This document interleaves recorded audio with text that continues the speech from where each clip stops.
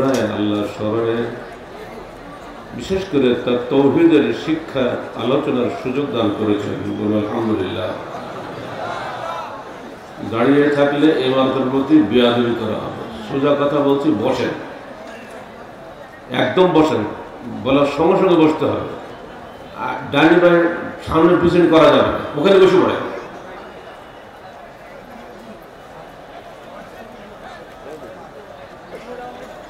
আল্লাহ বলছেন, ওয়ালাকাদ বাআসনা ফি কুল্লি উম্মাতিন রাসূলান আন ইবুদুল্লাহ ওয়াজতানিবুত তাগুত। আমরা প্রত্যেক উম্মতের কাছে, প্রত্যেক সম্প্রদায়ের কাছে প্রেরণ করেছিলাম রসূলদেরকে একটাই দাওয়াত নিয়ে, তোমরা আল্লাহর দাসত্ব করো এবং তাগুত থেকে বিরত হও। এই ছোট্ট কথার মধ্যে বোঝা যায় যে তাগুত শুরু থেকেই ছিল, আজও আছে, কিয়ামত পর্যন্ত থাকবে। আর তৌহিদের দাওয়াতও শুরু থেকে ছিল, আজও আছে, কিয়ামত পর্যন্ত থাকবে। তৌহিদ এবং শিরক একসঙ্গে চলে না, তাগুত এবং তৌহিদ একসঙ্গে চলবে না। আমরা গোলমাল করে ফেলে দিই, মুখে বলি তৌহিদি জনতা, কাজে করি একবার পরিষ্কার ভাবে পূজা করি। কেউ মরা মানুষের পূজা করে, কেউ মরা মানুষটাকে মূর্তি বানিয়ে পূজা করে। ফারাকটা তো কিছু দেখি না।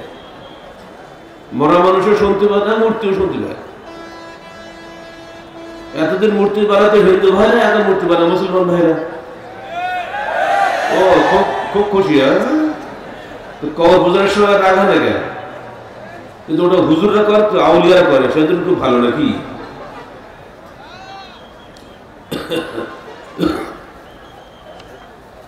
যুগে যুগে এটা হয়ে আসছে, আজও হবে, আগামী দিনেও থাকবে। প্রত্যেক সম্প্রদায়ে তারা নিজের নিজের উপাস্য নির্ধারণ করে নিয়েছিল। ফলে মূল যিনি সৃষ্টিকর্তা, তিনি দূরে চলে গেছিলেন। উনি কেবল ধারণার মধ্যে ছিলেন, কাজের মধ্যে ছিলেন না। তাদের এই ধারণার পিছনে বহু পূর্ব থেকে কাজ করে এসছে দুটো জিনিস। পিছন দিকে না গেলে শিক্ষিত মানুষের চিন্তার খোরাক হবে না। ঈসা আলাইহিস সালামের জন্মের প্রায় 450 বছর আগে প্লেটোর জন্ম। প্লেটো অত্যন্ত নাম করা একজন দার্শনিক। তার জন্ম 428 টু 448 খ্রিস্টপূর্ব, খ্রিস্টাব্দ না, কিন্তু খ্রিস্টপূর্ব, মানে ঈসার জন্মের কত শো বছর পরে আগে, তো বুঝতে পারছেন। তিনি বলেছিলেন, আমরা যা কিছু দেখছি বিশ্ব চরাচর সবকিছু বিশ্ব স্রষ্টার বহিঃপ্রকাশ বা প্রকাশ মাত্র। যখন আমরা মরে যাব, আমরা আমাদের স্রষ্টার সঙ্গে মিলিত হব। তাঁর এই ধারণাকে বলা হয় প্লেটোনিক দর্শন। এই প্লেটোনিক দর্শন পরবর্তীতে ঢুকে পড়ল হিন্দুদের মধ্যে। তাদেরকে বলা হয়, ওরা বলে বেদান্ত দর্শন। মূলত একই। প্লেটোর এই দর্শনটা যখন হিন্দুদের মধ্যে ঢুকে পড়ল, সেখান থেকে তাদের সঙ্গে যখন সম্পর্ক হল পার্শ্বিক দর্শন ইরানিদের সাথে, এটা চলে গেল ইরানে। ফলে প্লেটোর এই দর্শন হিন্দুস্তান হয়ে, ইরান হয়ে পুরো উপমহাদেশকে বেষ্টন করে ফেলল। ধার্মিক লোকেরা ধর্মকে ঠিক রাখলো, কিন্তু দর্শনটা হারালো না, ওটা হাতে রেখে দিল। ফলে এই প্লেটোনিক দর্শনে ফলে আজকের বাংলাদেশের মুসলমানরাও বলতে শুরু করেছে, আকার কি নিরাকার সেই রব্বানা, আহমদ আহাদ হলে তবে যায় জানা। মিমের ওই পর্দা টেনে উঠিয়ে দেখ রে মন, দেখবি সেটায় বিরাজ করে আহাদ নিরঞ্জন।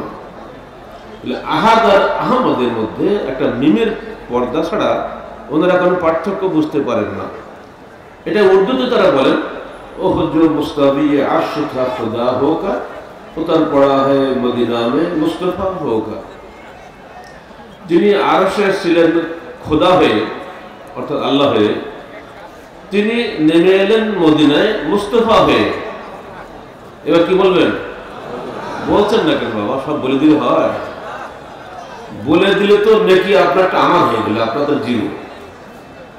আসলে কি আমাদের রসুল আল্লাহ ছিলেন আরশে? রসুল অর্থ প্রেরিত দূত, কেউ না কেউ তাকে তো প্রেরণ করেছে, তাই না? তিনি নিজে আসেননি। উনি নবী হওয়ার আগ পর্যন্ত কি উনি রসুল দাবি করেছিলেন? তো নবী হওয়ার আগ পর্যন্ত তিনি আব্দুন ছিলেন, নবী হওয়ার পরে তিনি রসুল হয়ে গেলেন। আগে ছিল আব্দুল্লাহ, পরে হলো রসুল্লাহ। বুঝছেন? কে তাকে পাঠিয়েছিল? আপনার মধ্যে হাত দিয়ে দেখান তো, ধিক ধিক করে কি? হাত দেন করে, ওটা কে? ধিক ধিক করে কেন? সুক্তালি করে দেখছেন কখন? ওটা কি জিনিস? বৈজ্ঞানিকরা কখন দেখছে? আত্মাটা কেমন জিনিস আজ পর্যন্ত কোনো বৈজ্ঞানিক গবেষণায় ধরা পড়েনি। আত্মাকে না দেখে বিশ্বাস করেন, নাস্তিকরা করে, আস্তিকরাও করে। নাস্তিকরা বোঝে যদি বলে আত্মা বলে কিছু নাই, তত গুলিকে মেরে ফেলে দেবে, তত নাস্তিক পথ শেষ। এই জন্য ওটা স্বীকার করে। আত্মাকে না দেখে বিশ্বাস করা যায়, আত্মা সৃষ্টিকর্তাকে না দেখে বিশ্বাস করা যায় না। ধোঁয়া দেখে আমরা আগুনকে বিশ্বাস করি না, তো সৃষ্টি থেকে সৃষ্টিকর্তাকে বিশ্বাস করা যায় না। কোন যুক্তি শুনতে রাজি না। আমি করলাম না তো থাকবো, জাহান্নামে যাও।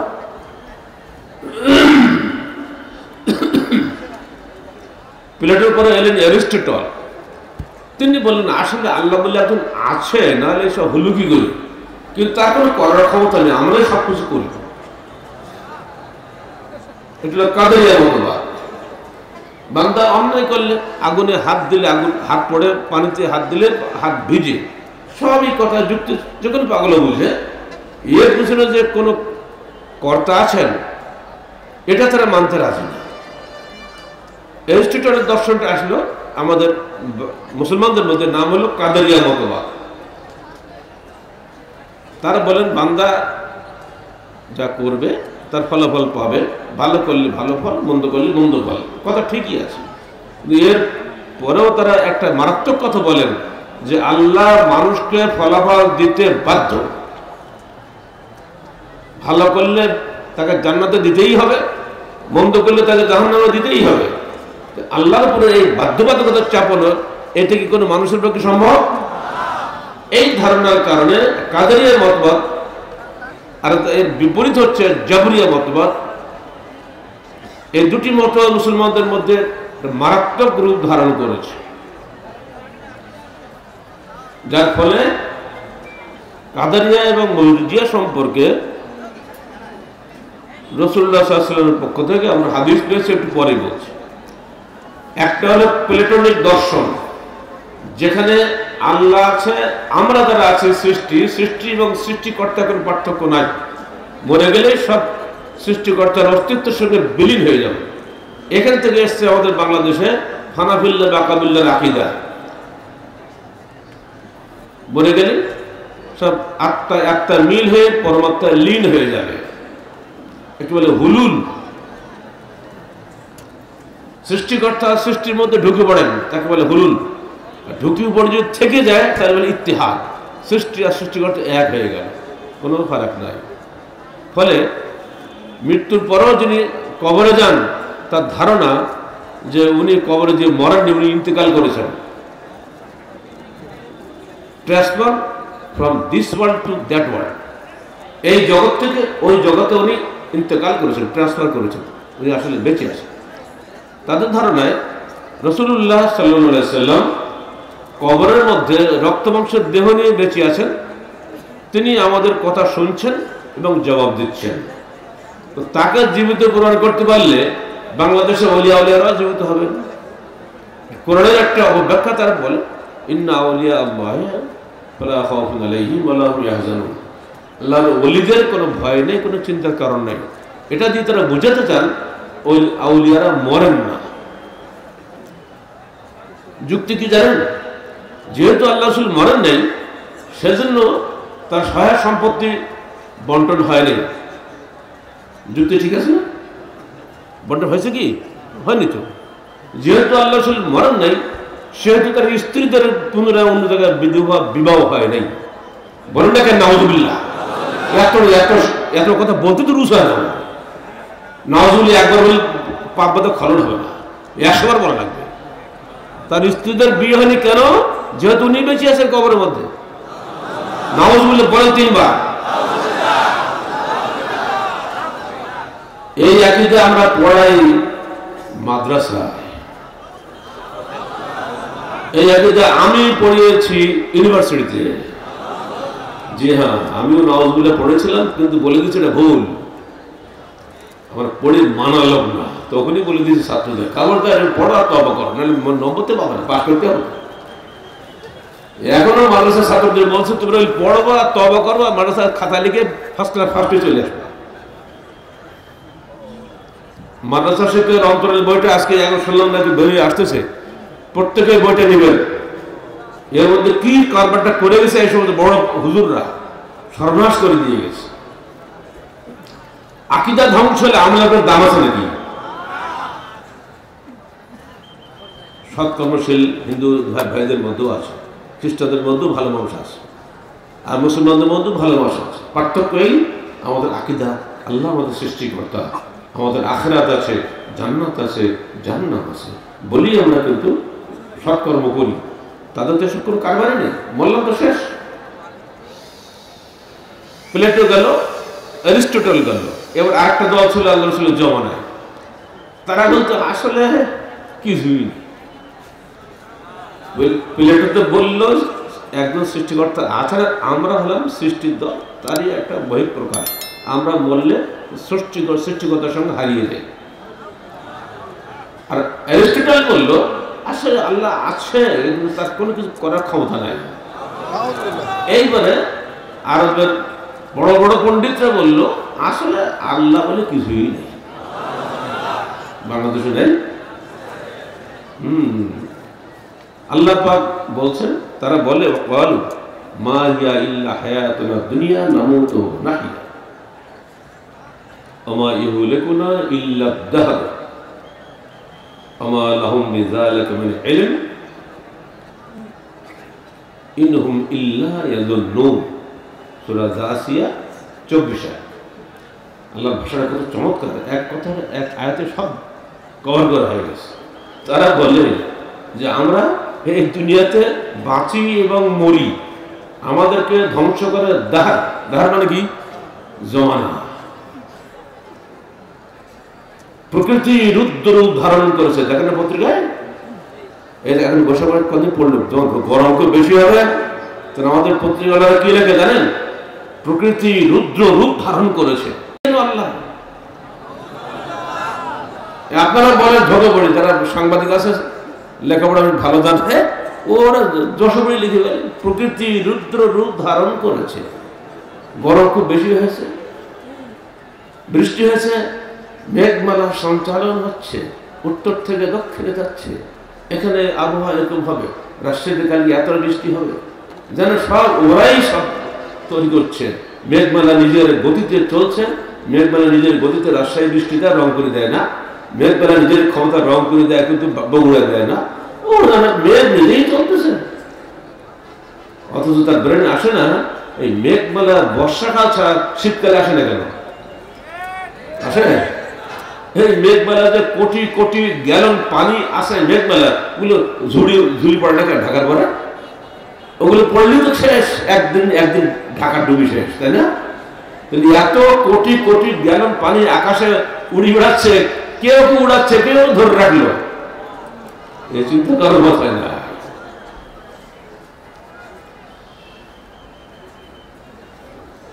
তারা আরো বলে, আল্লাহ বলছেন ওমা লাহুম বিযালিকা মিন ইলম, এই সমস্ত লোকদের এই ব্যাপারে কোনো ইলম নাই, জ্ঞান নাই। ওয়াইনহুম ইল্লা ইয়াজুন্নুন, ওরা সেরে ধারণা করে।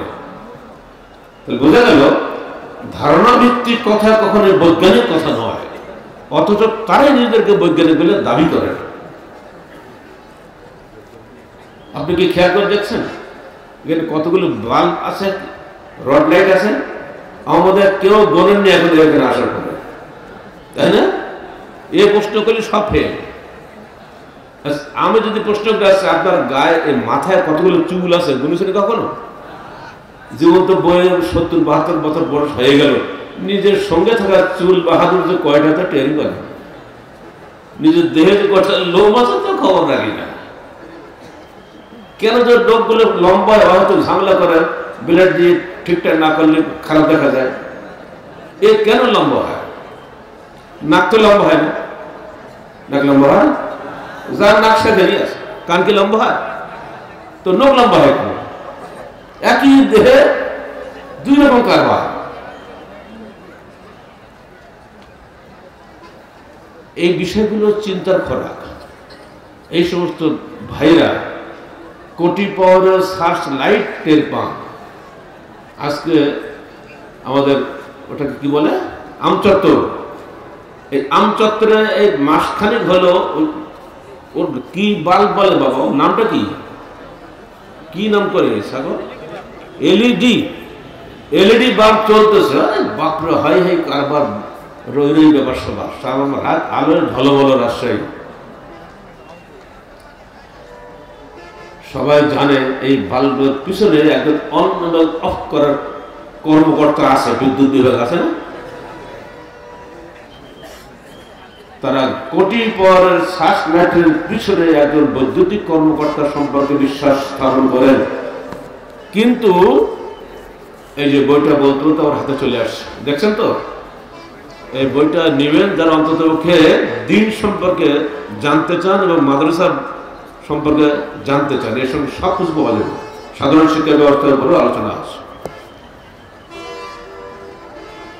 কোটি পাওয়ারের শ্বাস লাইটের পিছনে একজন বৈদ্যুতিক কর্মকর্তাকে আপনি বিশ্বাস করেন, কিন্তু মহাসূর্য, চন্দ্রের আলো, কোটি কোটি নক্ষত্র রাজির পিছনে কোন কর্মকর্তা নাই।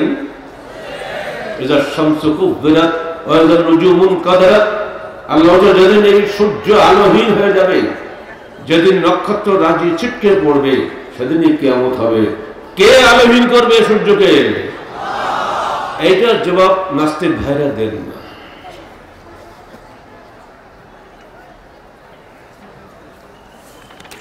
এগুলো বিষয়ে আমাদের জ্ঞানকে চর্চা করলেই আপনি বুঝবেন যে আসলে তৌহিদ কোথায়। তৌহিদের প্রথম শিক্ষা হচ্ছে আল্লাহকে জানা। ইমাম বুখারী রাহমাতুল্লাহ বাব বেঁধেছেন, বাবুল ইলমি ক্বাবলা আল কওলি ওয়াল আমাল। দলিল কি? ফাআলাম আন্নাহু লা ইলাহা ইল্লাল্লাহ। বলার আগে, করার আগে তুমি জানো। জানো কি জানো? তুমি জানো যে আল্লাহ ব্যতীত কোনো উপাস্য নাই। কোরআনে আল্লাহ নিজেই বলছে আল্লাহর ব্যতীত কোনো উপাস্য নাই। এই বিষয়ে তুমি জেনে বুঝে ঈমান আনো। সূরা আসরের অনুবাদ আপনারা লিখে দেখছেন না? ওয়াল আসর, কালের শপথ, নিশ্চয়ই সকল মানুষ অবশ্যই ক্ষতির মধ্যে রয়েছে। চারটি গুণ বিশিষ্ট মানুষ ব্যতীত, এক, যারা জেনে বুঝে ঈমান এনেছে, সৎকর্মসমূহ সম্পাদন করেছে, অন্যকে হকের উপদেশ দিয়েছে এবং পরস্পরে ধৈর্য ধারণের উপদেশ দিয়েছে। এই চারটা গুণ যার মধ্যে নাই, সে অবশ্যই অবশ্যই ক্ষতির মধ্যে রয়েছে। আমরা কি জাহান্নামের ক্ষতির মধ্যে প্রবেশ করতে চাই? কেউ চাই না। এই চারটে গুণ যেন আপনাদের প্রত্যেকের মধ্যে অর্জিত হয়, আমরা দাবি করছি, দোয়া করছি, নিজেদের মধ্যেও যেন এই গুণ মরণ পর্যন্ত থাকে। চারটে গুণে একটা যদি কম হয়ে যায়, জাহান্নাম অবধারিত। আপনি হক বুঝেন কিন্তু হক অনুযায়ী আমল করেন না।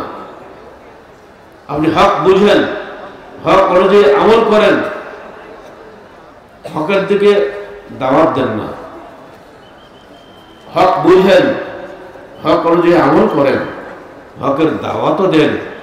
রিস্ক আসলে পালিয়ে যান, ঝুঁকির মুখে যেতে চান না। কিন্তু হক বুঝেন, আমল করেন, দাওয়াত দেন, ঝুঁকিকে মাথায় রেখেই আপনি সামনে এগিয়ে যান। এই চার ধরনের লোকের মধ্যে কে জান্নাত পাবে? শেষের দল না প্রথম দল?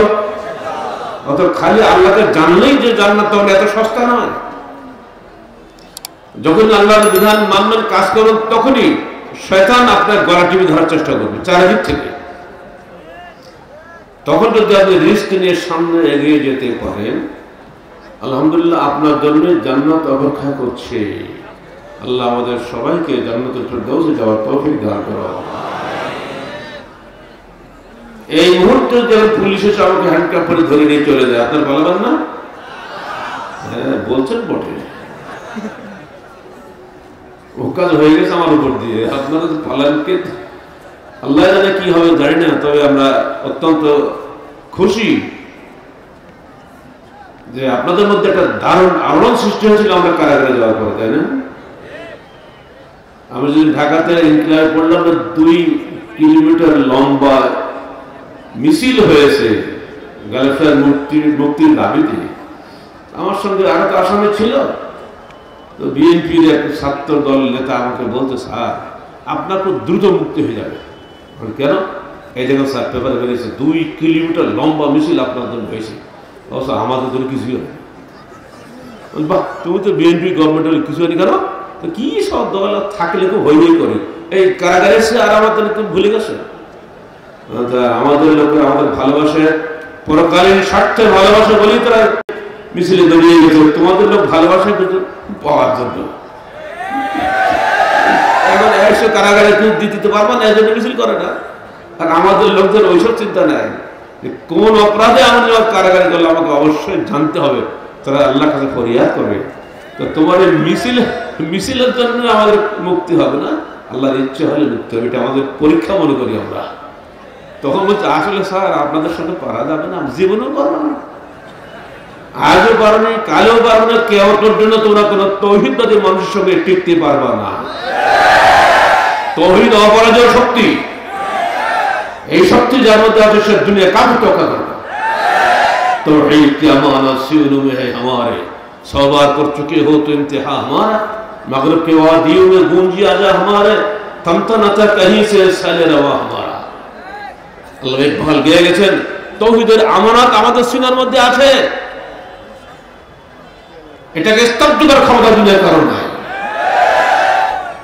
পাশ্চাত্যের ময়দান সময়ে আমাদের আজান ধ্বনিত হয়েছে, কোন স্থান থেকেই আমাদের এই সাইলে রওয়া স্তব্ধ হয় নাই। চীন আরব হামারা, হিন্দুস্তান হামারা, মুসলিম হাই হাম ওয়াতন হাই সারা জাহান হামারা। চীন আমাদের, হিন্দুস্তান আমাদের, সারা বিশ্ব আমাদের। তৌহিদ যার, দুনিয়া তার। আর তৌহিদের মালিক আমার আল্লাহ। আল্লাহর ইচ্ছা হলে তোমরা ক্ষমতার জন্য মিছিল করে বেড়াচ্ছ, আল্লাহর ইচ্ছা হলে কালকে আমাকে ক্ষমতা দিতে পারে আল্লাহ। ওইসব তর্ক আমরা করি না, আমরা জান্নাতের জন্য কাজ করি, বঙ্গভঙ্গের জন্য কাজ করি না। আর বাংলাদেশ দেশের মানুষকে এই দাওয়াতই দেয়, তৌহিদের দাওয়াত দেয়। আর তৌহিদের রাস্তায় যেতে গেলে আপনি একটা রাস্তাতে লাগবে। রাস্তাটা কি? আমার রাসূলের দাওয়াত যে পথ দেখিয়ে গিয়েছে সেই পথে আপনাকে যেতে হবে। নিজে বানোয়ার পথ দিয়ে গেলে হবে না। যাবেন ঢাকায় আর গাড়ি চালাবেন, চাপাইয়ের মুখে গাড়ি ঘুরিয়ে দেবেন, জীবনে ঢাকা পৌঁছতে পারবেন নাকি? নবীর দেখানোর পর শ্রেষ্ঠ পথ, ও খায়রুল হাদি হাদি মুহাম্মাদিন সাল্লাল্লাহু আলাইহি ওয়াসাল্লাম, সেরা পথ মুহাম্মদের দেখানো পথ। এটা আমরা প্রতি জুমাতেই সব ইমাম সাহেবরা পড়ে, তাই না? অথচ অর্থ বোঝেন না। তো তৌহিদের প্রথম শিক্ষা আল্লাহকে জানায়। এখন আপনারা আল্লাহকে জানিয়েছেন তো? আল্লাহ কে এটা বুঝতে পারছেন এখন? এবার আসুন 2 নম্বর শিক্ষা, সকল কাজে আল্লাহর দাসত্ব করা। আল্লাহকে শুধু জানলেই হবে না, আল্লাহকে মানতে হবে। ইনি আমার বাপ, জানি, খালাস, আল্লাহর বাবার আনুগত্য নাই, চলবে? আল্লাহকে খালি জানলাম কিন্তু আমি তার আনুগত্য করলাম না, দাসত্ব করলাম না, এটা হবে না। আল্লাহকে শয়তানও আল্লাহকে স্বীকার করে। কোরআনে আছে না, রব্বি বিমা আগওয়াইতানি লাউযায়্যিনান্না লাহুম ইলা সিরাতিকাল মুস্তাকিম। এ রব্বে মানে কি? হে আমার প্রতিপালক, যেহেতু তুমি আমাকে পথভ্রষ্ট করেছো, অতএব আমি তোমার মানুষকে, তোমার বান্দাদেরকে দুনিয়ার জীবনটাকে শোভনীয় করে দেবো এবং তাদেরকে অবশ্যই আমি পথভ্রষ্ট করব। আল্লাহ বললেন ইল্লা ইবাদানাল মুখলাসিন, আমার মুখলাস বান্দাদের তুমি কিছুই করতে পারবে না। আপনার কোন দিকে যাবেন? মুখলাস হবে না মুনাফিক হবেন? মুখলাস বান্দাকে আল্লাহ বলছেন তুমি কিছুই করতে পারবে না। আলহামদুলিল্লাহ, শয়তানের শিকন্ডীরা আমাদেরকে কিছুই করতে পারবে না, পারেনি এখনো পর্যন্ত। বাকি কদিন জীবনের আছে কদিন, অত সহজ হবে না। যতক্ষণ কোরআন হাদিস আমার সামনে আছে, রসুলের জীবনী আমাদের সামনে আছে, সিরাত রসুল বইটা ভালো করে পড়বে, পুরা আয়নার মধ্যে ভাসছে তার জীবনী আমাদের সামনে। ওখানে একটা লাস্টের চ্যাপ্টার দেওয়া আছে, প্রসিদ্ধ কিন্তু বলে তো বিশুদ্ধ নয়। চমৎকার একটা অধ্যায় আছে। আমি দেখলাম যে এই জিনিস লিখতে যায় তো বিশাল লিখতে, অত লিখে পারা যায় নাকি, তো বই তো বড় হয়ে যাচ্ছে। তো এক কথা মেরে দিলাম, প্রসিদ্ধ কিন্তু বিশুদ্ধ নয়। বহু গল্প আমাদের ওলামায়ে কেরাম করে না, স্টেজ পালে তো ঘন্টার ঘন্টা চলতেই থাকে, কি যে বলে আল্লাহই ভালো জানে। কিন্তু অশুদ্ধ কথা বলার চাইতে চুপ থাকা ভালো না?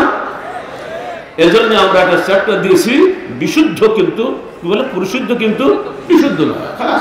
খালি এইগুলো যদি আপনি পড়েন, পুরা সিরাত না পড়লে চলবে। এই মানুষটাকে পর্যন্ত মানুষ হত্যা করার চেষ্টা করেছে 14 বার। তিনি কি কারো ক্ষতি করেছিলেন? 7 বার হত্যা করার হাদিসটা সহিহ, আর বাকি 7 বার হত্যা করার হাদিসটা মুরসাল, জয়ীদের একটা অংশ। খবর হিসাবে এগুলো গ্রহণ করা যায়। এমনকি উনি মক্কা বিজয়ী সেনাপতি হিসেবে যখন তাওয়াফ করছেন, সেখানেও পর্যন্ত মারার জন্য চেষ্টা করছে, কোলাকুলি করা অজুহাতদের পিছন থেকে মারার চেষ্টা করছিল। আপনারা যেমন কাছে কতটা কাছে আসতেছেন এখন না, ওই নবুয়তের যুগ হলে কাছে আসতে দিতেন না, কেন আপনাদের বিশ্বাস নেই। হচ্ছে মানুষ যে কোনো সময় আপনার ক্ষতি করবে। কেন করবে? যেহেতু আপনি হকের উপরে আছেন, হকের উপরে থাকতে গেলে তাকে পরীক্ষা দিতে হয়। এবার আসেন রাসূলুল্লাহ সাল্লাল্লাহু আলাইহি ওয়াসাল্লাম ইবাদতের অর্থ কি, এবার ব্যাখ্যাটা ইবনে তাইমিয়ার কাছে শোনেন। উনি বলছেন আল ইবাদাতু ইয়া তাআতুল্লাহ, ওরে বল মাথায় টুপি, এত লম্বা দাড়ি, 5 ওয়াক্ত সালাত আদায় করে, সুদ মুখস্থ করে রেখে যায় করে। এমনকি মাদ্রাসায় এখন অঙ্ক শেখাচ্ছে, তুই জানেন সুদটা ঘুরে লিখছে মুনাফা কত। ব্রিটিশ গভর্নমেন্ট লিখছে ইন্টারেস্ট, খুব মজা, ইন্টারেস্ট মজা না? আরে বাবারা গোষ্ঠটা কত ইন্টারেস্ট হয়েছে গো, একটু বেশি করে দাও। এখন মুসলমান গভর্নমেন্ট ইন্টারেস্ট বাদ দিয়ে কি নাম দিয়েছে প্রফিট। আমার আপনার ছেলে মাথার টুপি দিয়ে মাদ্রাসায় অঙ্ক পড়ায়, মুনাফা কত? 80 টাকা দিল, 5% লাভ হিসাবে বছরে সে কত টাকা পেল? সুদটা বললে তো ছেলেগুলি খেপে যাবে। নাম দিয়েছে মুনাফা হিসাবে। ওস্তাদরা পড়াচ্ছেন, ছাত্ররা জবাব দিচ্ছে। এগুলোর বিরুদ্ধে আলেমদের কোনো উচ্চ বাচ্চা আজ পর্যন্ত আমরা শুনি নাই। এমনকি লক্ষ লক্ষ শিক্ষকের সংগঠন জমিয়তুল মুদাররিসিন মুখে কুলু পেটে বসে আছে কেন? আপনাদের তো বিশাল সংগঠন। এই মরা মোর্দা চেতনহীন শিক্ষকদের এখন পদত্যাগ করা উচিত মাদ্রাসা থেকে। টাকার লোক, দুনিয়াদার মূল্যের সব। কেউ আছেন বাধ্য হয়ে, কেউ আছেন ইচ্ছা করে, কেউ আছেন বিভিন্ন কায়দায়। জবাবটা মেলে আপনি দেবেন। আর তাহলে 2-3 সংখ্যা আগে আপনার একটা কলম দিচ্ছেন, আমাদের হকের পথে যত বাধা যাচ্ছে না, দেখছেন আপনি একটা খবর। ওই মানুষটার বাড়ি রংপুরে, তিনি ছিলেন আগে হানাফি। তিনি শুনেছেন কার কাছে যে বায়াত, আমিরের কাছে বায়াত না করলে জান্নাত পাওয়া যাবে না। খুঁজে পায় না। পীরের দরবারে বায়াত আছে, সে দেখতে নজর নিয়াজ করবে পীর, তো আসল পীর হলো না। শেষকালে আমাদের রংপুর জেলা সভাপতিকে কথাবার্তা বলে উনি বলছেন আমাদের আমির আছে, উনি ওই নজর নিয়ে খায় না, তাহলে আমি ওখানে যাব। 12 জন আসছেন রাজশাহী দারুল ইমারতে। শেষে জিজ্ঞেস করলাম ভাই আপনি কি করেন? বলছে আমি তো ইন্স্যুরেন্স কোম্পানির বড় কর্মকর্তা, ঢাকার 14 তলা বিল্ডিং এর আমি বড় অফিস হোল্ডার। তাহলে আপনি জান্নাত চান না দুনিয়া চান? আমি জান্নাত চাই। ঠিক আছে বলে উঠে আসলাম, কিছু বলিনি। মগরে পড়ছে উনি বুঝলেন তো সারদার বায়াত নিচ্ছেন না, নিশ্চয়ই ব্যবসা আছে, নিজে নিজে বুঝছে বোধহয় কোনো ব্যবসা আছে। আচ্ছা স্যার এই আপনি বায়াত দিচ্ছেন না কেন স্যার? বলে ভাই ইন্স্যুরেন্স কোম্পানির চাকরি করে কোশ্চেন কালে জান্নাত পাবেন না। তাই নাকি? হাদিসটা বলে দিলাম, লা ইয়াদখুলুল জাসাদু কি বলে লা ইয়াদখুলুল জান্নাতা জাসাদুন গুযযা বিল হারাম।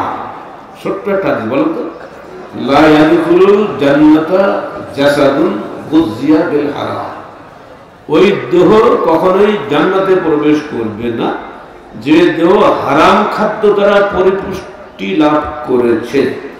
আর কিছুই বলা লাগবে সচেতন মানুষ, স্যার আমি চাকরি ছেড়ে দিলাম, আলহামদুলিল্লাহ। তখন বায়াত নিয়ে চলে গেলেন। বাড়িতে গিয়ে স্ত্রীকে বলেনি, বললে তো সমস্যা, তাই না? সোজা ঢাকা চলে গেছে। সেখানে গিয়ে ওনার কর্মক্ষেত্রে উঠে সবাই খুব খুশি, আরে আসেন আসেন মোস্তফা, আরে আপনার তো প্রমোশন হয়ে গেছে, সবাই মিষ্টি করে ধান্দায় আছে। উনি তার যিনি কর্মকর্তা হেড বস যিনি, তার রুমে ঢুকে রিজাইন লেটারটা দিলেন, আর বস তার হাতে প্রমোশন লেটারটা দিলেন। 2 লিটারের আদান প্রদান হলো। খুলে দেখে প্রমোশন কি 1,80,000 টাকা বেতন ভাতা মিলি। কত হলো? সত্যি বলছেন না? 1,80,000 বেতনের কর্মচারী কর্মকর্তা এই মজলিসে কেউ নেই আমাদের। এছাড়াও যদি আপনি টাকা আদায় করেন প্রতি কোটিতে 30% আদায় করতে পারবেন, কিভাবে প্রফিট পাবেন। আর গাড়ি বাড়ি টেলিফোন এগুলো তো সব ফ্রি, এগুলো বলতেই হয় না। তো উনি বলছেন স্যার আপনি কি জান্নাত চান? হ্যাঁ মুসলমান আমি জান্নাত অবশ্যই চাই। তো স্যার এটা নেন, যে রিজাল্ট লেখা।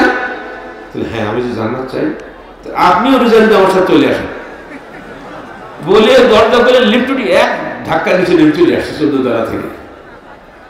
এসে কি খাবে? একটা দোকানে চাকরি পেয়েছে, এলাকার একটা পত্রিকায় 6,000 টাকা মাসের বেতন, বুঝছেন? সেটাও থাকলো না। কদিন পরে দেখা গেল মিথ্যা খবর লিখতে বাধ্য করা হচ্ছে, কারণ বড় টাকা দেয় তার পক্ষে খবর লেখার জন্য। আমি এ পারবো না, সেটা ওরাও পার। জীবনটা এইভাবে তার কাটে। আপনি বলুন ওই লোকটা বড় ইমানদার না আমি বড় ইমানদার? জবাব দিচ্ছেন না কেন? আল্লাহ তো বিচার করবেন। আমাদের হিসাবে কি বলে উনি সবচেয়ে বড় ইমানদার না? আর তারিখে দিয়েছে ওই জন্য যে মানুষ জানুক, শিক্ষা হাসিল করুক। বড় ব্যাংকার, টুপি দাড়ির অভাব নেই, বছরে হজ করেন পুরো পরিবার নিয়ে। আপনার সারা সিয়াম হজ কোনোটাই কাজে লাগবে না যদি আপনি হারামকে এসব করে থাকেন।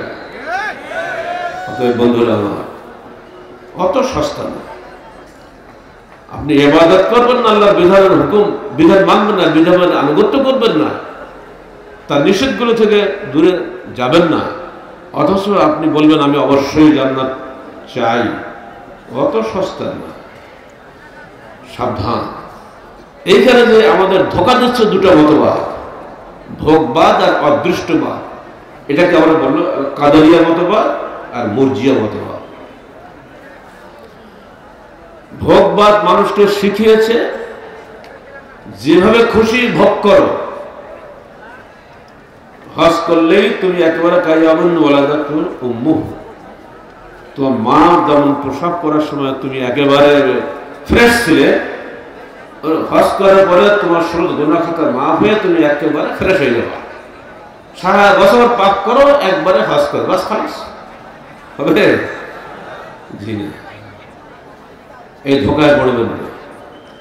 আর একটা হাদিস রয়েছে, মৃত্যুর পরে যদি কারোর জানা যায় বহু লোক যদি বলে লোকটা খুব ভালো লোক ছিল, লোকটা বলে গেল খুব ভালো লোক ছিল, অজবাদ অজবাদ আছে না হাদিসে, ওটা অজীব হয়ে যায়।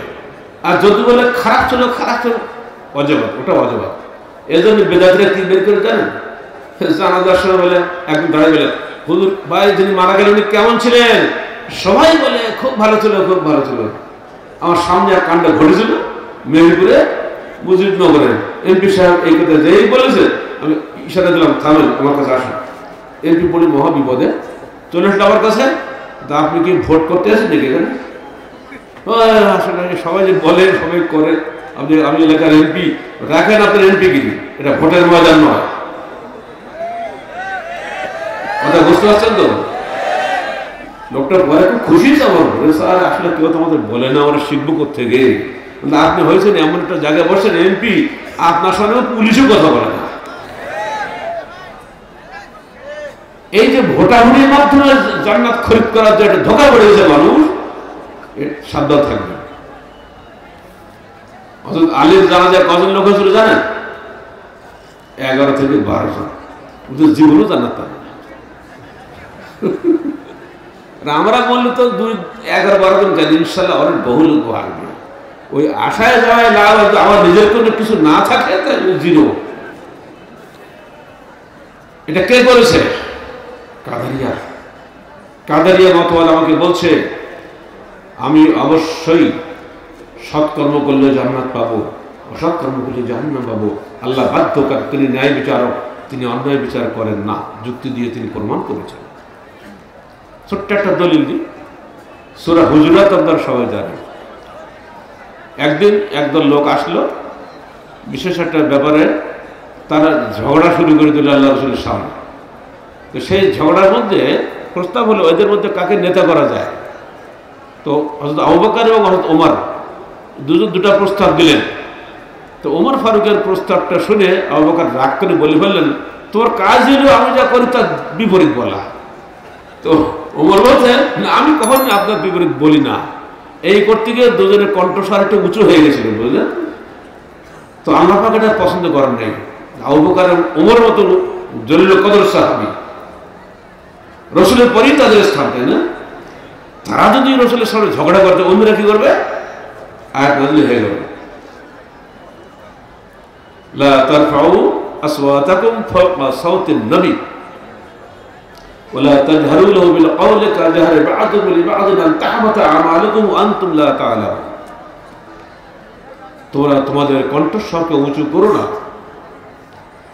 রসুলের কণ্ঠস্বরের চাইতে, যেমন লোকেরা পরস্পরের সামনে কণ্ঠস্বর উঁচা করে থাকে। এটা যদি করো তাহবাতা আমালুকুম, তোমাদের সমস্ত আমল বরবাদ হয়ে যাবে, অথচ তোমরা বুঝতেই পারবে না। এই আয়াতের তাফসীর, আপনি তাফসীর কাশফ পড়েন আর তাফসীর ইবনে কাসির পড়েন, পার্থক্য বুঝতে পারবেন। কাশফ ব্যাখ্যা দিচ্ছেন, যেহেতু উঁচু স্বর হওয়ার কারণে তার সমস্ত আমল বরবাদ হয়ে যাচ্ছে, অতএব যদি বান্দা একটিও কবিরা গুনাহ করে তার সমস্ত আমল বরবাদ হয়ে যাবে। এই বাবা বোঝো ভালো করে, একটা যদি অন্যায় কাজ করে বান্দা, তাহলে তার সারা জীবনের সমস্ত নেক আমল বরবাদ হয়ে যাবে। যেভাবে আবু বকর ওমরের নেক আমল বরবাদ হওয়ার ঘোষণা আল্লাহ পাক দিয়েছেন এই আয়াতে। যিনি এ কথা বলছেন, আমার তো মনে হয় এই ভূপৃষ্ঠে তার সঙ্গে কোরআনী ব্যাকরণ সম্পর্কে, কোরআনের বালাগাত ও ফাসাহাত সম্পর্কে অধিক জ্ঞানী আর কেউ আছে কিনা সন্দেহ। অত সহজে হালকা করবেন না। কিন্তু এত বড় মহা জ্ঞানীর মধ্যেও লাক্সাস হয়ে গেছে, ভ্রষ্টতা এসে গেছে এইখানে, তিনি এটার সঠিক ব্যাখ্যা হাদিস থেকে তলাশ করেন নাই। কারণ তিনি দেখতে পাচ্ছেন আবু বকর এবং ওমর কত উচ্চ পর্যায়ের সাহাবী ছিলেন। যদি তাদের আমল বরবাদই হয়ে যেত, আল্লাহ রাসূল তাদেরকে ওই দিন থেকে সাহাবীদের দরজাতে খারিজ করে দিতেন, যে তোমরা কাফের হয়ে গেলে তোমাদের আমি সাথে নেব না। আমি তাই কি করেছে? প্রতিটি কাজে আবু বকর এবং ওমরের পরামর্শ তিনি আগে দিতেন। এমনকি একটা জয়ী হাদিস এই মর্মে,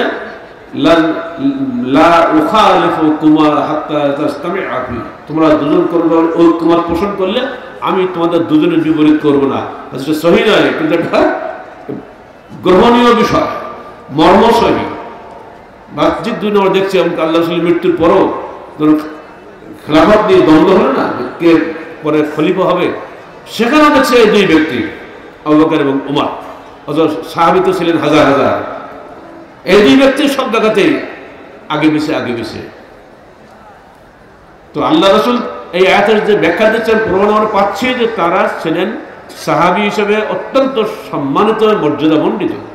এমনকি মৃত্যুসজ্জার শুয়ে উনি বারবার বলছেন, আয়েশা তোমার বাক্য ডাকো। শেষকালে ডাকেনি, শেষে বলছে ঠিক আছে তোর বাক্যে ইমামত করতে বলো। আল্লাহ রাসূল আপনার বাক্য বলেন, আপনি হাফসার বাক্য বলেন, মানে ওমরকে বলেন না, আনতুম কাসাওয়াহিবা ইউসুফ, তাহলে ইউসুফের 10 ভাইয়ের মতো বড় হয়ে গেছে, বলতে শুনতে পাবো না, ধমক দিলেন। শেষকালে বাধ্য হয়ে আবু বকর ইমামত করলেন। 17 রক্ত ইমামত আবু বকর করেছেন। এটা যিনি দেখিয়ে গেছেন আমার পরে আবু বকর হয় তোমাদের নেতা, বলুন আলহামদুলিল্লাহ। উম্মতে মুহাম্মাদী এটাকে সম্মান করে তার মৃত্যুবারে আবু বকরকেই খলিফা বানিয়েছে, আর আবু বকর ওমরকে খলিফা বানিয়ে গেছেন। কাশফের তাফসীর যদি আমরা গ্রহণ করি, তাহলে আবু বকর ওমরকে মুসলমানই রাখা যায় না, ঠিক তাই না?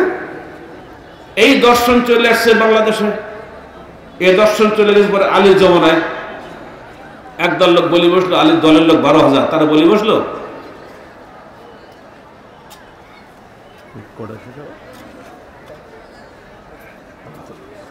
সেসব কটা 45 36, ঠিক আছে। তারা বলি বসলো আলী কাফের, এবার বলেন নাউজুবিল্লাহ মিন যালিক, আবার বলেন নাউজুবিল্লাহ মিন যালিক। কেন কাফের? যে আলীর সঙ্গে মুআবিয়ার যুদ্ধ হচ্ছে, মুসলমানের যুদ্ধ না যায়, যদি দুজনই মুসলমান হয় যুদ্ধ বন্ধ, আর যদি একজন কাফের একজন মুসলমান হয় তাহলে যুদ্ধ চলবে। আলী বললেন আমি কশ্চিন কালেও মুআবিয়াকে কাফের বলতে পারি না, কারণ তিনি কলমে মুসলমান, তিনি আমার ভাই, তিনি আল্লাহর নবীর সাহাবী। আপনি যদি তাকে কাফের না বলেন, আমরা আপনাকে কাফের বললাম, আমরা আপনার সঙ্গে থাকলাম না। 12,000 লোক তার দল ভেঙে চলে গেল। তো ইবনে আব্বাস বলেন, হে খলিফা, আপনি আমাকে অনুমতি দেন, আমি একটু ওদের বুঝাতে যাই। তুই কি দিয়ে বুঝাবা? তুই তো রইসুল মুফাসসিরিন, তুই তো কোরআন দিয়ে বুঝাবা। কোরআন ওরা তোমার সেই ভালো জানে, কোরআন দিয়ে হবে না, হাদিস দিয়ে বুঝাও গিয়া। উনি গেলেন, ইবনে আব্বাস, এই খারেজির দল বসো, আমি তোমাদেরকে কটা প্রশ্ন করে উত্তর দাও। আচ্ছা তোমরা বলো, আল্লাহ রাসূলের স্ত্রী আয়েশা রাদিয়াল্লাহু তাআলা আনহা, ইনি কি মুসলমানদের মা নন? হ্যাঁ। এখন তিনি এসেছেন আলীর বিপক্ষে সালিশ করার জন্য, তোমরা কি তাকে কাফের বলবা? তাই হয়, রাসূলের স্ত্রী কাফের বলবে? হ্যাঁ। তো আলীর বিপক্ষে আয়েশাকে যদি কাফের বলতে না পারো, তাহলে মুআবিয়াকে কাফের বলবে কেন? যুক্তি এইভাবে, যুক্তি এর 3টি মত বলবেন, পুরোটা দিদি দেখবেন। এইভাবে বুঝে শেষ পর্যন্ত তারা সারেন্ডার করলো। 12,000 থেকে 8,000 তওবা করলো, মাত্র 4,000 থেকে গেল। শেষকে তাদের সঙ্গে যুদ্ধ হলো। এই খারেজি মতবাদ, এটাকে বলা চরমপন্থী মতবাদ। পান থেকে চুল খসলে সে কাফের। বাংলাদেশ গভর্নমেন্ট অনেক ক্ষেত্রে কোরআন হাদিস বিরুদ্ধে আমল করছেন, অতএব সরকার কাফের, গুলি করে মারো, বোমা মারি মারো, শেষ করে দাও। আর আমাদের কাছে যে হুমকি তারা পাঠিয়েছিল, সেখানে নাকি আমি 1 নম্বরে ছিলাম আমাদের হত্যা তালিকায়। আমি কারার যাওয়ার আগেই হুমকিটাও পাইছিলাম, কারণ উনি আমাদের বিরুদ্ধে সবচেয়ে বেশি বলে, আর সেই জন্য ওনাকে সবার আগে মারতে হবে। লিফলেট হলে কাগজ আমার ফাইলে এখনো আছে, কিভাবে তারা যুক্তিগুলো দিয়েছে। এরকম যুক্তি সব উল্টাপাল্টা যুক্তি সব। যাদের যুক্তিতে আলী কাফের হয়, তাদের যুক্তিতে আপনি কাফের হবেন না? এত সস্তা কাফের হওয়া? আমার রাসূল কি বলছেন? যখন মানুষ একবার কালিমা শাহাদাত পড়ে, সে অবশ্যই জান্নাতে চলে যাবে। এত সহজ, বুঝে সুঝে যদি কেউ কালিমা পড়ে সে জান্নাত পাবে। এই চরমপন্থী মত আজও কি চলছে না বাংলা জমিনে? আজও চলছে। মানুষকে হত্যা করে মানুষকে হিদায়াত করা যায় না, মানুষকে বাঁচিয়ে রেখে তাকে হিদায়াত করার জন্য দাওয়াত দিতে হয়। নবী রাসূলগণ কখনোই মানুষকে হত্যা করেন নাই, তারা দাওয়াত দিয়েছেন, কষ্ট ভোগ করেছেন, তবুও দাওয়াত দিয়েছেন। এই চরমপন্থী দর্শন কিন্তু সেই জমানা থেকে আসছে। এই দর্শনটাই তাফসীর কাশফে এসেছে। এই দর্শন আরো বহু তাফসীরে এসে গেছে। আমাদের তাফসীর লেখার সময় আমাদেরকে অনেক হুঁশিয়ার হয়ে লিখতে হচ্ছে, পদে পদে পা ফেলতে গিয়ে। এইগুলো যদি আমরা আমাদের মাদ্রাসা বা ইউনিভার্সিটি বা কলেজের শিক্ষা ব্যবস্থায় দিই, তাহলে ওই লোকগুলো চরমপন্থী তো হবেই। এই জন্য সরকারকে বলছি, দয়া করে একটু লেখাপড়া করেন, আমাদের বইপত্র একটু পড়েন, খালি আমাদের বিরুদ্ধে আইন কানুন চালাইন না। আমরা সবসময় দেশের হিতাকাঙ্ক্ষী, সরকারের জন্য আমরা উপদেশদাতা।